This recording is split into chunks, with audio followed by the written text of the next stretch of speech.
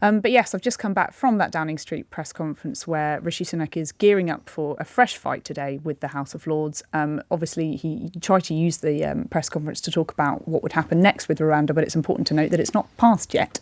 We're expecting them to sit as long as it takes, he said, all night, if possible, to get it through the House of Commons and the House of Lords. Now, we're in what's called ping pong at the moment. It goes back and forth until the two sides can agree. The Prime Minister did say that he sounded pretty confident to me that it would be done by the end of the day. And his message to them was essentially that the government were as ready as they could be to get those flights off to Rwanda as soon as possible.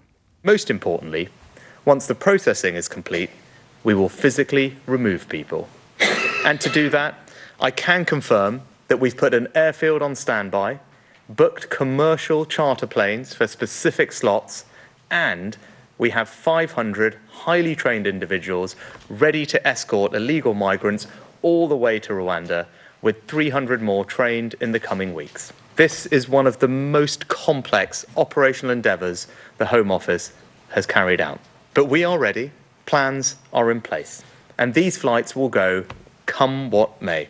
He also admitted that he would miss his own self-imposed deadline for those flights to take off in the spring, as he's promised before, and now admits that it won't happen for another 10 to 12 weeks, so we're looking at July. The first flight will leave in 10 to 12 weeks. Now, of course, that is later than we wanted, but we have always been clear that processing will take time, and if Labour peers had not spent weeks holding up the bill in the House of Lords to try to block these flights altogether, we would have begun this process weeks ago. So he says there are courtrooms ready for any potential legal challenges, which I think is the next potential step on this, if it does indeed pass tonight. He said there are 150 judges which could sit if need be, that they now have a capacity to detain 2,000 people. 200 trainer caseworkers were ready to go, and 500 people ready to escort people on these planes, and also an airfield on standby. Now, I didn't get a question at this press conference today, but my question was going to be, well, how much is having an airport on standby and on standby going to? Spend the weekend in Bristol. I didn't actually, near Exeter actually. That'll be it. Exactly, that'll be it. It's rubbed off on me. But my question was going to be, how much extra is it going to cost for all of these caseworkers and to have an airport essentially on standby? I'm so sorry. Excellent. For the next 12 weeks until that does happen. So yes, it was a really interesting press conference. I think Rishi Sunak's message Did anyone to ask the these Lords, questions? Did anyone? We didn't ask on the cost. No, I think we as the press pack didn't ask on the cost today. And the cost, is estimated already to be exponential. 350 to 400 million has been spent already. We're going to spend another 50 million as soon as these flights do start. But yes, it's going to be quite a lot, I assume, to have an airline. It's going to be more than £1 million per refugee in the first instance. And one of the questions we'd like to ask is this really good value for money? And how many people have to fly off to Rwanda before you will consider it? Now, the PM said that he wants to see rolling flights take off. He wants a steady rhythm of flights taking off in the next few months. Now, that's interesting. But the houses, of course, into which Suella Braverman told us these people were going to be moved have in large part been sold. Yes, around 70% of it's been sold off. So the Rwandan government are going to have to find somewhere else to put them that's not that hostile. Of course, we haven't heard from them yet, have we? Because they sometimes turn up a little bit late in the day and rather stick a bit of a stick in the spokes of Rishi Sunak's chopper. They do indeed. Nice metaphor, I like that. Thank you. But yes, we did hear from Paul. Stand boy for more. Stand boy for more. I'm never going to live that one down, am I?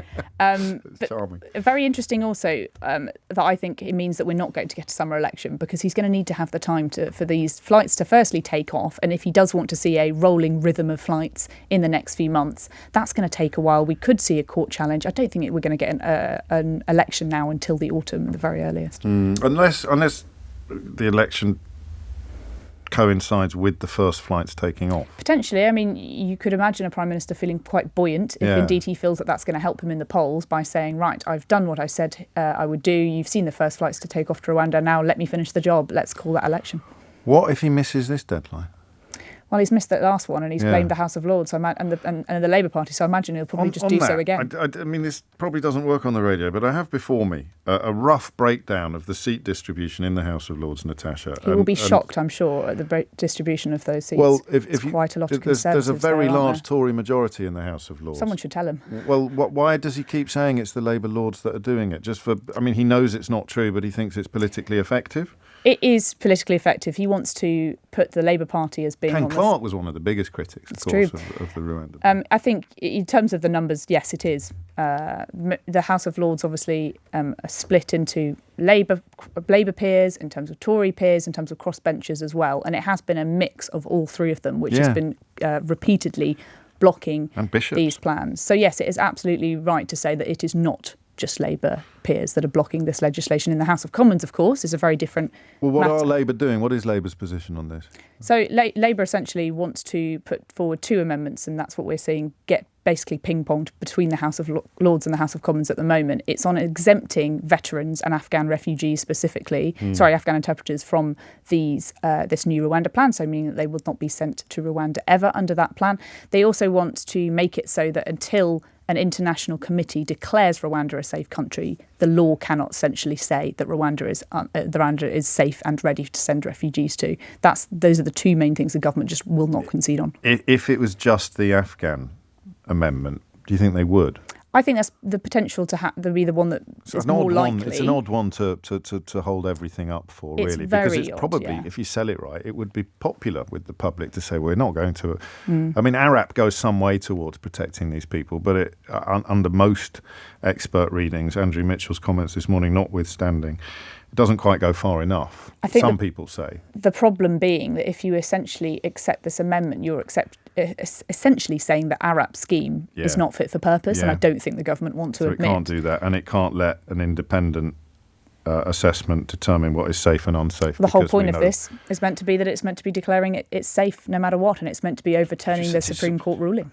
Safe no matter what, yeah. By which you mean safe no matter how unsafe it is shown to be. Yep. That's not semantics. That's what this law will say, that Rwanda is a safe country Whatever in happens, the eyes of the UK. Even if it catches fire tomorrow. Even if it changes. Even if 47 volcanoes erupt in the overnight, it will still be safe to send people there. Even if it turns into a hotbed of civil war and then it will still be safe. That's what I don't think people fully appreciate the strength of this legislation. It would literally say if Rwanda was in flames, it would still be a safe place to which to send. Rishi Sunak prefers the phrase illegal immigrant, but of course, or illegal migrant, but of course the bona fide genuine refugee will be on this plane as well. And the House of Lords have tried repeatedly to put on amendments that will essentially give it a time limit. So, once a year say, well, is Rwanda still safe? And to give it assessments on a regular basis, just in case, like you say, the situation does change in Rwanda. It's not long ago they had a genocide over there. So it's a fair point to make. Even more recently that they shot refugees dead for complaining about their food ration. Before you go, a word, if you would, about Andrew Mitchell. I don't know, because you're the political editor, you pay more attention to these things than I do. Here is Andrew Mitchell, or here is somebody called Andrew Mitchell, right? Speaking to Nick Ferrari this morning, so that would be April 2024.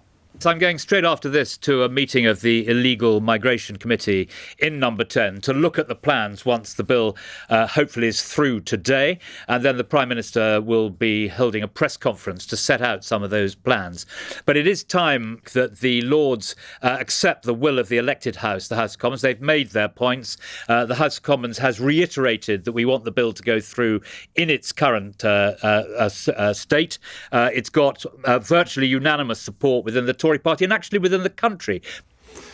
And there's another chap with the same name.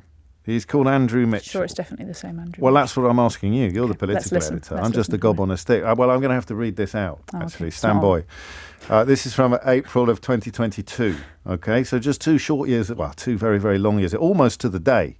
Such is the nature of these things. Someone called Andrew Mitchell, described as the MP for Sutton Coldfield and a former international development secretary. Like so some clues there. Sounds like the same person. So he wrote in 2022, the Rwanda solution is impractical, likely to be ineffective, and above all, extremely expensive.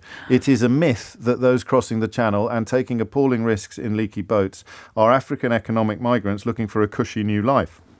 If only that were true. The new plan to cart them off to Central Africa makes no distinction between those fleeing persecution and economic migrants seeking to come here when they are not welcome. Those are very different statements, aren't they, James? Has anything changed as far as we're aware? Something really big that's changed since Andrew Mitchell made those comments. So do we do this now, or do we come back after the break? I think many of our listeners should be able to really find out the answer to that. Go on then. You want me to tell you? Well, he's come back into government.